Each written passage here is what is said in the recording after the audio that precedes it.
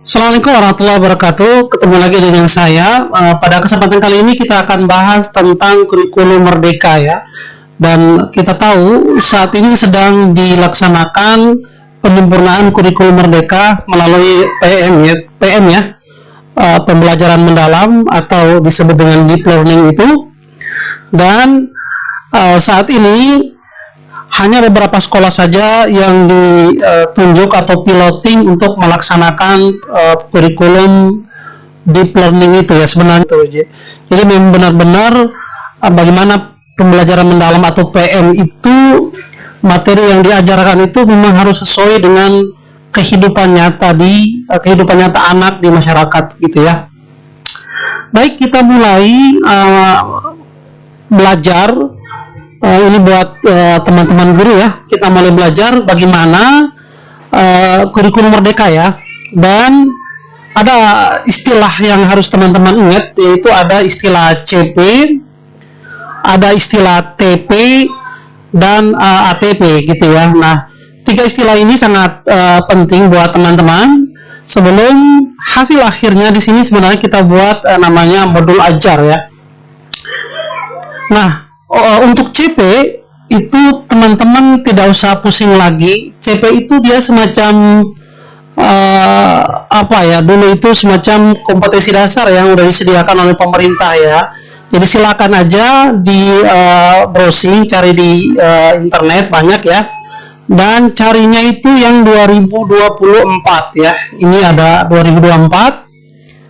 Tinggal dicari aja. Ini kalau misalnya teman-teman cari ada yang 2022 ya. Ini CP-nya. Di sini bisa dicari capaian pembelajaran kurikulum merdeka 2024 gitu ya. Ini ada di Kementerian Pendidikan. Dan ini keluarnya ya, halamannya 2024 gitu ya. Nah, bagaimana kita memisahkan CP ya.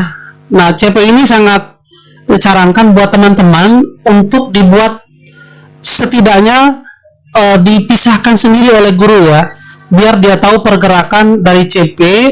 Dari CP itu dia lari menjadi TP, lalu melari menjadi ATP gitu ya. Jadi kalau misalnya teman-teman tidak membaca CP, maka akan susah ya untuk menurunkan TP-nya ya. Kita coba lihat ya di CP ini. Ini kita bahas untuk SD dan MI ya. Ini regulasinya kita skip. Kita cari contoh misalnya matematika ya. Ini masalah PAUD matematika. Ini masih PAUD ya, matematika. Oke, ini untuk fase apa nih?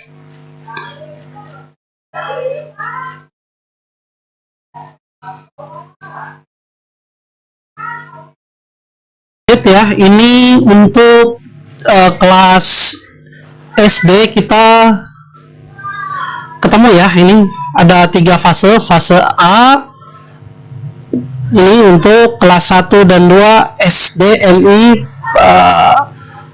untuk CP-nya. Nah, di sini teman-teman silakan buat format setidaknya seperti ini ya. Jadi tidak baku ya formatnya ya. Misalnya ini saya contohkan identifikasi CP ya. Jadi kita mulai nama sekolah misalnya ini MI ya, MI Sirojul Atfal. Oke, nama gurunya Arifin Karim. Mata pelajarannya adalah matematika. Oke, fasenya fase. Oke, kita lihat ya di sini.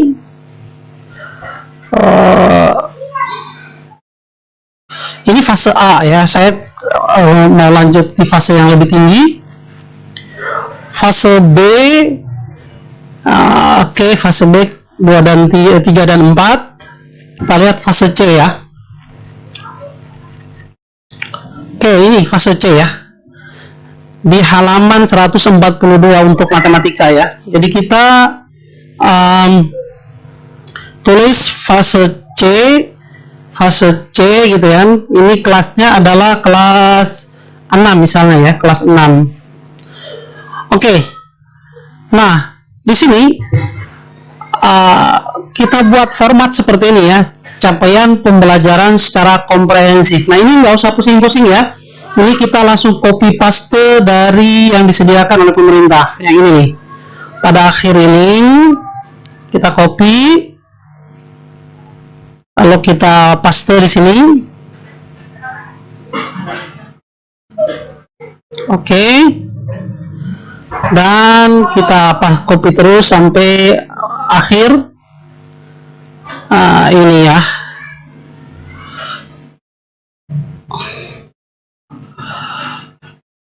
Oke.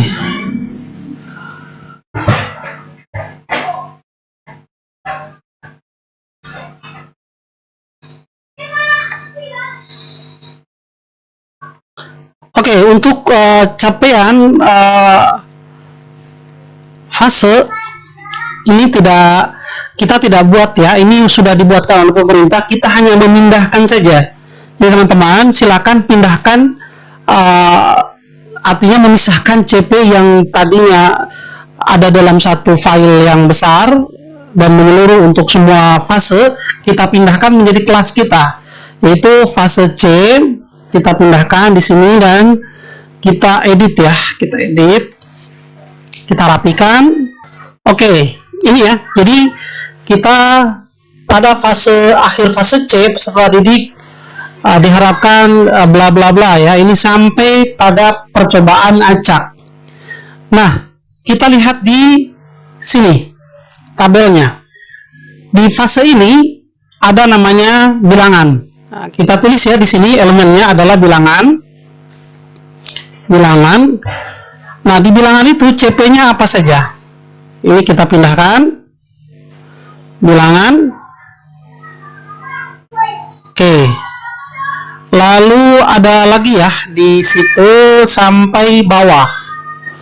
Sini jadi CP, teman-teman nggak usah terlalu fokus, copy paste aja dulu untuk CP ya. Copy paste dulu aja.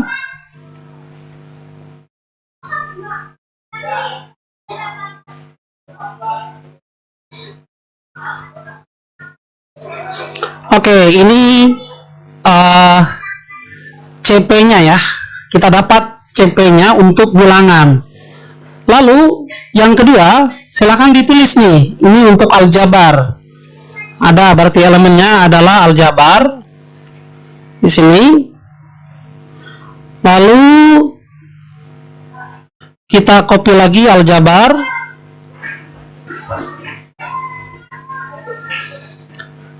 Oke, dan seterusnya ya. Aljabar, nah ini masih banyak ke bawah. Ada pengukuran, ada geometri, ada analisis data dan peluang. Jadi ada berapa elemen? 1, 2, 3, 4, ada 5 ya. Untuk fase C itu ada 5 elemen yang ada di fase C. Itu ada bilangan, ada aljabar dan seterusnya. Ini kita udah dapat nih satu, yaitu bilangan ya, elemennya bilangan dan capaian pembelajarannya sudah disediakan dan kita tinggal memindahkannya saja. Nah, sekarang dari CP ini kita harus menurunkannya menjadi TP ya. Ini istilahnya ini. Jadi dari CP ini diturunkan menjadi tujuan pembelajaran, teman-teman ya. Nah, kita udah punya CP di sini nih. Kita buat lagi format namanya menurunkan ATP. Nama sekolah kita copy seperti tadi. Ini identitasnya.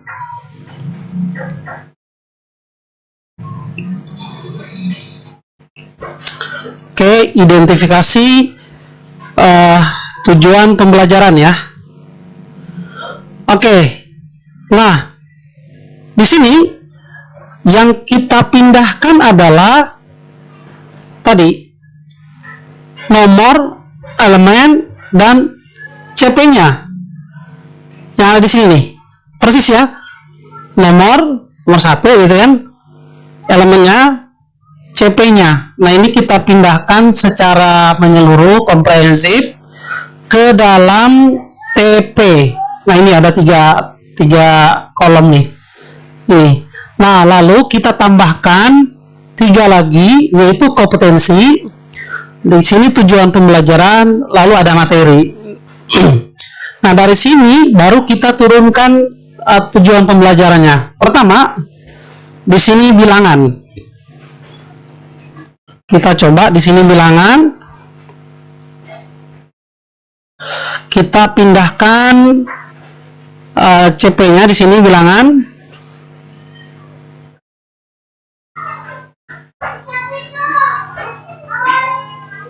Oke, bilangan. Nah, dari sini kita keluarkan kompetensinya di sini. Oke, pertama, peserta didik dapat menunjukkan pemahaman dan intuisi bilangan. Nah, berarti memahami dan intuisi bilangan. Selanjutnya, ini satu nih, kita dapatkan bilangan cacah gitu kan, boleh bilangan cacah. Lalu membaca, menulis, menentukan nilai tempat,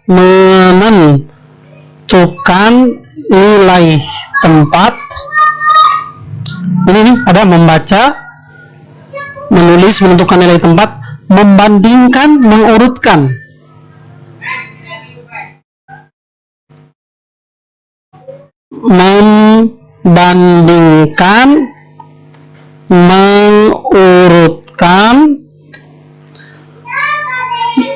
Melakukan komposisi,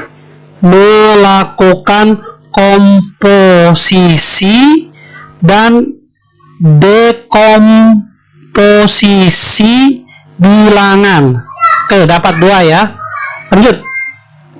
Menyelesaikan masalah yang berkaitan dengan uang. Nah, ini kita copy. Menyelesaikan masalah. Oke, ini ya. Menyelesaikan masalah yang berkaitan dengan uang. Menyelesaikan masalah yang berkaitan dengan uang. Oke, dapat. Berikutnya, ini ya, melakukan operasi penjumlahan pengurangan bilangan sampai 100.000. Oke, di sini kita tambahkan lagi kompetensinya, melakukan operasi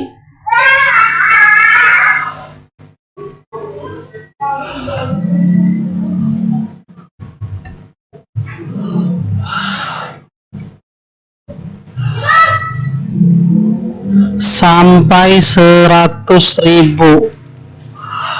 Oke.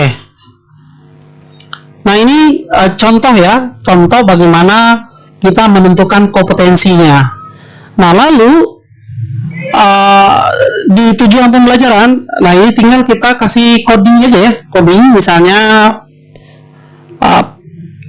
tujuan pembelajaran 1 misalnya gitu kan, P1, peserta didik mampu. Nah, mampunya apa di sini? Mampunya adalah memahami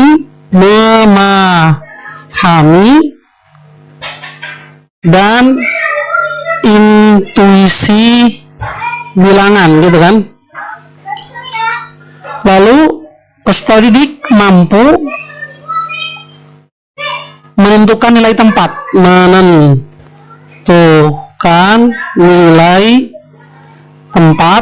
Nah, ini kalau mau digabung silakan menentukan nilai tempat, membandingkan, koma, mengurutkan, melakukan komposisi, dan dekomposisi bilangan, dan seterusnya ya. Ini untuk tujuan pembelajarannya. Nah, tinggal ditentukan materinya adalah bilangan cacah gitu ya, bilangan cacah. Lalu misalnya melakukan menyelesaikan ya di sini. Berarti ini masih sederhana ya. Misalnya P3 menyelesaikan masalah yang berkaitan dengan uang. Ini kita dapat dari elemen 1 CP-nya ini, kita dapat kompetensinya dengan cara memisahkannya dari CP. Lalu kita tentukan tujuan pembelajarannya, itu peserta didik mampu memahami dan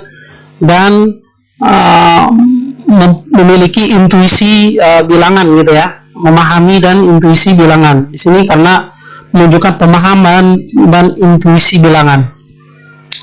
Nah, ini kita dapat banyak tujuan pembelajaran di sini. Nah, ini masih mentah, karena ini sangat banyak ya, sangat banyak, dan tidak mungkin kita dalam modul ajar kita tulis semua ini gitu kan. Ada rencana yang memang kita tulis dan ada rencana yang memang tidak tertulis gitu kan. Oke, ini kita udah menentukan namanya TP ya. Kita melakukan identifikasi TP. Nah, dari TP ini kita turunkan menjadi ATP. Oke, kita lihat ATP kita, merumuskan ATP. Nah, ini fasenya fase C ya, fase C kelas 6 gitu kan, kelas 6. Dan ini sebenarnya bisa kolaborasi ya, karena ini kan fasenya sama nih, makanya ketika menyusun ini disarankan untuk yang kelas 5 dan 6 itu kolaborasi ya. Di sini kolaborasi kelas 5 dan 6. Oke, setelah kita membuat tujuan pembelajaran, kita turunkan tujuan pembelajaran ini menjadi ATP. Jadi formatnya itu tidak ada yang baku, tapi ya kira-kira seperti ini ya, menurut yang saya buat seperti ini. Ini kelas 5 dan 6. Nah, seperti ini ya, dari nomor, lalu ada TP yang kita ambil dari TP itu, yaitu TP ini codingannya. Kalau mau copy semua juga nggak masalah ya, mulai dari nomor elemen, sehingga lebih mudah ya kan, tinggal ditambahkan. Lalu di bagian ATP ini juga kita tambahkan kelas, ada alokasi, ada semester. Nah, ini masalah P5 ini kan sekarang lagi diganti P7 ya. P7, cuman P7 itu kan hanya di kurikulum pendekatan PM yang saat ini hanya beberapa sekolah aja yang ditunjuk sebagai piloting pelaksanaan kurikulum pendekatan PM itu, pendalaman pembelajaran mendalam ya, atau deep learning. Nah, baru di ujungnya ini kita buatkan modul ajar.